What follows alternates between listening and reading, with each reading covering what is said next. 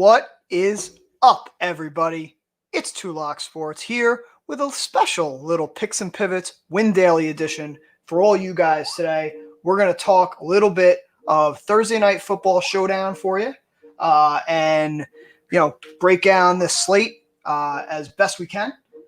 We've got some ideas here, what we're going to do, and we'll break it all down for you right now. So here's how I want to handle this today. We've had some conversations here in the Win Daily Discord. If you haven't joined yet, please come join. Get a free trial. Come in, talk to us. We're in there all day long, talking every sport that you could possibly think of.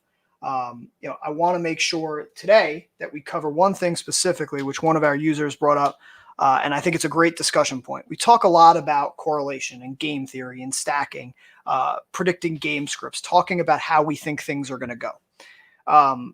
It's easy to have those conversations and kind of talk about them at a high level, but I think until you actually start to see how it applies to a slate, it's hard to really make those connections. So I wanted to take this time and use the Thursday Night Football SHOWDOWN slate as a way to talk through that.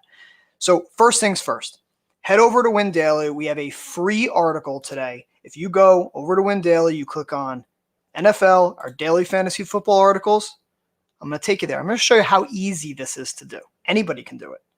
Go here, right here, Stobie Showdown for tonight's slate. Free article breaking down this slate. And, it's just great information for you guys on how to play this showdown.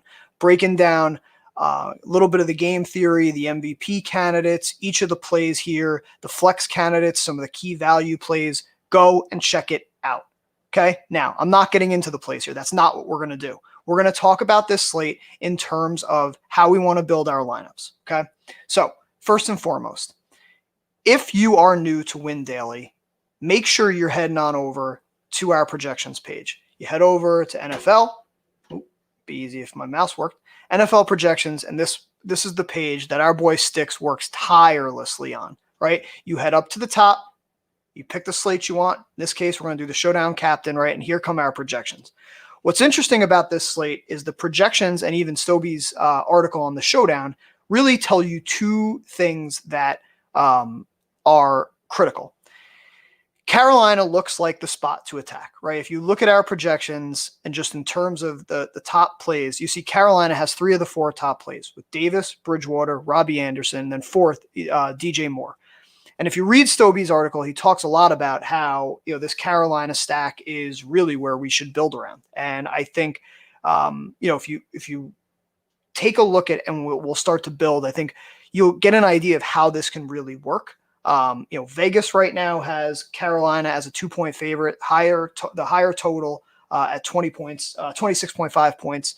So you get an idea now of how this all is going to work. And we're recording this right around lunchtime. We don't have the official word yet, but everything we're seeing so far this morning is that Christian McCaffrey will be out. So that takes one of the big unknowns away from this slate, which is huge. So if we look at this slate, right, and you look at the projections, Mike Davis right now is popping as the top play. Frankly, he's just too cheap on DraftKings, at 8,800 from a salary perspective in the flex. And he's one of the cheapest captain options, which I think is going to drive ownership right towards him, rightfully so. But let's talk a little bit about builds. So we're going to click over on DraftKings, and we're just going to talk through about how this would work, right? So now if we take our projections, which have been absolutely on fire, right? If you guys have not followed us, Sticks took down 250K 2 weeks ago. Our founder, Jason, won 15K last week. And all of this is just from the plays we talk about and the projection models we have here. Nothing else. So, what we're telling you to play, what we're showing you in these models is what we're playing. And the winning is happening. We're seeing it from our members. We're seeing it from our staff. So let's keep this going tonight with the showdown, right? And if you look at the projections, the very first thing it's telling you is that Mike Davis is the top projected play. The fact that he's not the most expensive captain option, it makes it an easy plug and play, okay? Now, in this option, where if we look at Mike Davis, and now we keep going with Carolina, going back to the projections, you're going to roll with Bridgewater and you're going to roll with Robbie Anderson. Even if you want to roll with DJ Moore, it's very possible to go with a heavy Carolina stack. Now, back to the game theory idea. If we are going with this, what are you scripting? How do you think this game is going to play out? If you are going this heavy on Carolina, you have to assume that Atlanta is keeping it close, because in order for all of these guys to get there, you're going to need Atlanta to keep it close. So now the problem going this Carolina heavy is that your average remaining prices for how you build out the rest of your roster becomes really constricting. So you're looking in the 4,400 range. And now listen, you could get a nice value play in the slot with Russell Gage, which is absolutely an option. But you start to see how you're kind of missing that other big piece from Atlanta. So one of the things that, as I look at this view, again, trying to tell the story, if you want to go Carolina heavy, I think you need to make sure you're running it back with Atlanta. And, Stobie made a good point. It's in this kind of build, I think you would either pick one of Julio or Ridley, right? So if all things considered, my lean is to go more with Robbie Anderson. As a Jet fan, I love seeing that he's finally getting the props that he deserves, because he was a great receiver. I wish the Jets would have kept him. Would have been nice to have somebody to throw to for Mr. Darnold, but that is a show for another day as a very angry Jet fan. So if you take out Moore, just as an example, click in either Julio or Ridley. I think when you look at who you want to take, it really becomes kind of the player's choice. Julio's gotten more of the targets the last 2 weeks since he's been healthy. The fact that he's cheaper, every dollar matters on these showdown slates. I could see him absolutely gaining a little bit more ownership. But, if we look at this, let's just put in Julio as an example, and you go Julio and Gage, it leaves you around $3,000. One of the nice value plays on this slate, I think you're going to see this a lot, is Ian Thomas. And it's not because he's good. It's because he is a starting tight end playing the far majority of snaps. And Atlanta is one of the worst teams at, at defending the tight end. So if you were to put in Ian Thomas here, just as an example, you have $400 left over. So frankly, you could run this exact same thing, swap out Julio for Ridley, and think about the game script that you're talking about here. You're talking about a Carolina heavy offensive game plan. You're talking about one where I think this view is probably going to end up being chalky, if I had to guess, just based off how I think the pricing sits. You are getting a 4-2 stack in this build, and 4-2-3-3 is pretty much right where we tend to want to be in these showdown slates. So if you look at this view, you've got Carolina heavy, but you're showing the Atlanta side of this run back. And I think it makes total sense, because if all those Carolina pieces are going to get there, Atlanta needs to put up points. If they're putting up points, using the pass heavy approach, right? This game script makes sense, and I think it can get there in a lot of different ways. We've talked about this a little bit in Discord, but when you think about game script, this could frankly get you there in multiple types of game scripts. You could see Mike Davis have a big game. Carolina gets up early. You still will get your points from Bridgewater and Anderson, because in this idea, Atlanta's having to throw to keep up, and it's a high-scoring shootout affair. Everybody gets theirs, and you have tons of points to go around. So I think this view works. This is probably a good cash game kind of idea. I think you cover all your bases. You can flip around different ideas too that you want to do. If you want to go again, just same construct. Davis and Bridgewater, you keep them locked in, but instead of Anderson, you go Moore. Instead of Ridley, right, you can drop down to Julio. And now you can even leave this, right? In showdowns, we see this all the time. Leaving money on the table is how you win. But even here, you could go with Gage, or you can pick the Carolina kicker, Joey Sly. We'll talk about him more in a second. Just an idea of how you kind of think through these builds and how they become interchangeable. If you're an MME type of player, or even not an MME player necessarily, but more of a 2-3 lineup guy, this is a great way for you to come up with a core as a game script and move around and pivot different ways to make it work. Now, I think Carolina is going to be the absolute, chalkier path. They've got the higher game total. Everybody knows that Atlanta's defense is terrible. What I think, and I wanted to spend some time, I talked to our boy Sticks about this morning, is you head over into our AETT model. If you guys have not checked out our models, Sticks has done a tremendous job of really bringing out new tools into the industry with his AETY model, right? And that he's using for the player projections. But this AETT, which stands for Adjusted Team Totals. adjusted expected team totals. This model does something really interesting. So I've not seen this before really anywhere else, but what it does is it takes the Vegas team totals and it adjusts them for fantasy relevant performance. And hopefully, Sticks, I'm doing you justice here with how I explain this. But the Vegas totals are going to include things like potential points from kickers and other things that in most slates, we are not picking kickers, right? On a main slate, you're not having to choose kickers. Now on showdowns, you have the option. I bring this up and because I want to look at how these two teams rate in the model tonight, right? So if we look at the Panthers, they're coming in with an adjusted expected team total at 19.8. If you look at the Vegas projections right now, they're around 26.5, meaning that the Panthers are actually seeing about a 7-point reduction from the Vegas line to the adjusted line, meaning, in other words, 7 points from their kicker, right? If you just take that kind of 1-to-1. If you look at the Falcons as an example, so 20.5. Based off our adjusted model, this is actually telling you that the Falcons should be the higher projected team in terms of fantasy production. Getting about a full point higher, about a full point higher than what Carolina is. But what's interesting is that their team total adjusted versus Vegas, you see far less of a variance. So if Vegas is projecting about 24.5, our model is showing 20.5. So you're only expecting about 4 points from their kicker. And so now when you start to think about it, the kicker on Carolina versus Atlanta becomes a very interesting showdown decision. And we'll get to that in a second. Katie, I saw your question in the chat. The AETY model being different from the projections tab. It is. So the AETY is the projections tab. The AETY is the model that runs our projections tab. AETT, which is the adjusted teams total, so is going to be right here. So if you go to the NFL totals tool, this is where you're going to see the screen that I'm bringing up. The NFL projections, which is what's powered by the AETY model for Mr. Sticks. So I bring this up and I wanted to show you guys this because this has been a great tool, not only for DFS, but for sports betting and understanding where we can get some benefit in our lines and in our props.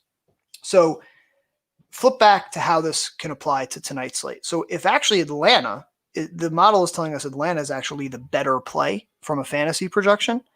So one of the things that I wanted to talk about was how we build a model that's more Atlanta heavy. If the chalk, and if you look back at Stobie's article, and I wanted to slide down here, Bridgewater and Mike Davis are two of the highest projected owned players. Really look like they're going to be the highest utilized captains. So if we move off of that and think more of how we would use Atlanta or how we use different paths in Carolina. So flip back over here real quick.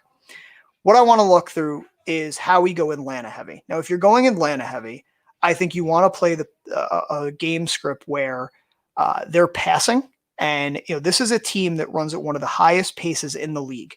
So now if they're going to be running at a fast pace, I really want to try and maximize the amount of players and try and stack up as much as I can from Atlanta. So one option would be go pass heavy with Ryan, take Ridley and Jones, and go back to Gage in the slot, who is, now you get guys. If you look at at last week as an example, Julio had 9 targets, Gage had 7, Ridley had 7. The week before, Julio had 10, Ridley had 7, Gage had 4. You can get essentially all the snap count and all the target share from this trio of wide receivers and stack it with Ryan. Now, in this game script, you're fading Todd Gurley. You're assuming this is a pass-heavy game script. So how do they get pass-heavy? They get down early.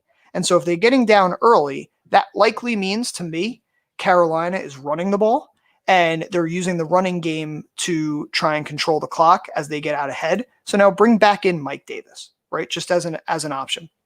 And if you were to go this route, you still have 6K left now for your captain. Now you're going to have to go a little bit dumpster diving here, but I want to bring back up Mr. Joey Sly because I was texting with Sticks about this before, and I can't believe that I'm actually spending time bringing this up on a video, but go back to the model, right? And go back to the adjusted team total. What the team totals are telling us is this. It's saying that Carolina's Vegas total is being highly propped up by expected kicker points. So if that is the case, and those kicker points can come from Joey Sly, not only are you getting the benefit of a cheap captain, you are getting somebody who would be in some ways kind of direct leverage off the rest of the Carolina offense. Because again, if you're using the kicker, what are you assuming? You're assuming they don't score touchdowns. You're not using Sly because you're assuming that they're going to get extra points. That's not how you're going to win this. You're going to use a kicker in the assumption that drives move, but they stall out. And if that's the case, then guys like Bridgewater, guys like Anderson, guys like DJ Moore, they're not getting in the end zone. So you're capping their upside while simultaneously taking the kicker piece as leverage. I only bring this up from a strategy perspective because of what the models are telling us. So if the models think that there is a chance for him to get 7 points, think through exactly how that would work. Now, you don't want, I was talking with Sticks about this before, and he made a great point. It's not just so simple as saying you get those 7 points. What you want is those 7 points with long field goals, right? So you're hoping that these aren't goal line drives that get stalled out and he kicks a chippy. You're looking for the 40, the 50-yard kick. And one of the issues with that approach tonight, there is the potential for weather. It's something we got to watch. It looks like, based off everything that I've seen, both from guys talking in Discord about it, we've got guys that live down in this area who are talking about it. The wind and the rain is still strong as of this recording midday, but it sounds like that's going to die down. So you do have to worry about field conditions. You have to worry about wind whenever you're talking kickers. But I bring this up just because it would give you another game script theory on how this could potentially go.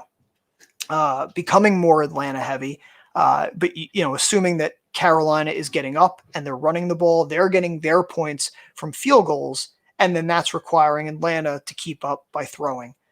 So there's a lot of different ways that you can do this. I think the biggest thing, and we talk about this all the time, and I want to go back to kind of the first build we did, where you've got Davis with Bridgewater, with Anderson, with Ridley, with Gage, and Mr. Punt, Ian Thomas. No matter what we do, right? Look at your build, and I ask this of people in Discord all the time. What's your story? What are you trying to tell? How are you building a lineup where you think that you are going to maximize the performance from everybody in there? The one thing I will tell you is, as a tournament-based player, whether it's Showdown, whether it's main slate, I never want to just put in a guy hoping he gets there, right? I'm not just putting in a guy thinking, okay, well, if he gets me my 5 or 10 points, it's the other guys that are going to be fine. You don't have that much room for error. Now, you might min cash, but if you're really looking to maximize your position from a tournament perspective, you have to think through ways where everybody gets there. And that's why the game script and the game theory is so important, right? And so I'll bring this up as another example. So, one of the things that you could do if you wanted to flip this around, because I've heard some people talking about Todd Gurley today as somebody that they really like. All right, well, now what if we kind of flip the build and we assume Atlanta gets out early. They lean on the run game. They use Gurley. He becomes, quote unquote, the leverage off of the Ryan, Julio, and Ridley. All right. So we can put Gurley in, right? But now, if you're assuming that, now you want more of the Carolina pass game. The nice part about the Carolina pass game is that Mike Davis is still heavily involved. You can still bring in DJ Moore, right? So now you can get way more Carolina heavy. And again, now you're looking down here into some of the cheapies. And when you get down here, and you'll see it when you get into our models, I mean, there are options, sure. You want to, I was actually looking here at Chris Manhertz before. I just liked playing him because his name seems cool. But he's playing snaps. You're attacking the DVP matchup kind of thing. There's options down here. But guys, you know it as well as I do on these showdowns. This is totally a crapshoot. You're literally just picking guys because you have to make the salary work. But again, if you're going in this range, you're kind of doing a 5-1 onslaught where you're thinking from this perspective, when you think game theory, Atlanta gets out, they get up to a lead, they run the ball with Gurley, and that Carolina has to play catch up and throw and throw and throw and throw. That's how this game script gets there. Think about the opposite way. What if Carolina were to get up early? This game script really wouldn't make sense. because if Carolina gets up early, Atlanta's not going to just lean on the run. Now, Gurley could still get there in terms of points, but it doesn't become the optimal path for him to get there. So think that through as you're looking at these builds. This path can work. The game script, you've talked it through, you're thinking through what it could work, but it becomes kind of a one-lane show where this only works in that game script. If the game script flips, then you don't really have another path to get there. So always think through the game script and what the story is telling you. Try to make sure that when you're doing these, that you're not capping your upside by taking two guys whose game scripts work counter to each other, right? One of the things, that you can make the argument, I think Stobie did a great job of this, is that from an Atlanta perspective, you're seeing Matt Ryan tends to lock in on one target, and you've seen it the last 2 weeks with Julio. He's been the guy. So, maybe if that's your case, you can go more Matt Ryan and Julio specific if you're trying to stack up on the Atlanta side. And then here, by not bringing in Ridley, what you're allowing yourself to do is go a bit more balanced. So you can bring in some of the higher Carolina pieces, or you assume that Ridley isn't the second option and that it's Gage, right? So in this instance, you've got Ryan with Julio and Gage, and you're assuming that Ridley's kind of the piece that gets left out. Maybe he's the part that doesn't get the touchdown in whatever the stacks are. So as you walk through it, think through these options, and please come and check out in Discord, have these conversations with us about the story your lineup is showing. I say it all the time to people. We love coaching you guys. We love talking through the whys around plays. Nothing is more frustrating for players and for us as coaches. Like when you see people put up a lineup and it just literally looks like they just clicked the top plays and projections. They just took an optimizer and just spit it back out. What story did it tell to you? Because that becomes one of the ways as a DFS player that you are going to improve. If you can think through how this is going to play out, then it gives you an edge. And we've seen it. Slate over slate is trying to think through the game scripts and the game theory when you're building your lineup ultimately makes you a better player. It helps you make better decisions. And so please come check out Win Daily. We got the Stobie Showdown today is free. The show is free. Okay. Come sign up, get a Discord. You can get a free trial for Discord. You can be in there with Sticks, with me, with Stobie, with Adam, with Ghost, Jason, our founder. We're all in there. We're all talking football all week long. Not just football. We've got our esports. We've got, and we've got NASCAR going on still. You've got so many things, and then UFC on the weekends. Come and have the conversation with us. Talk about it. Let's think about how we can make you a better player, how we can make you profitable over the long term. Thanks for coming out today. Hope you guys see you soon, and let's win tonight. See ya.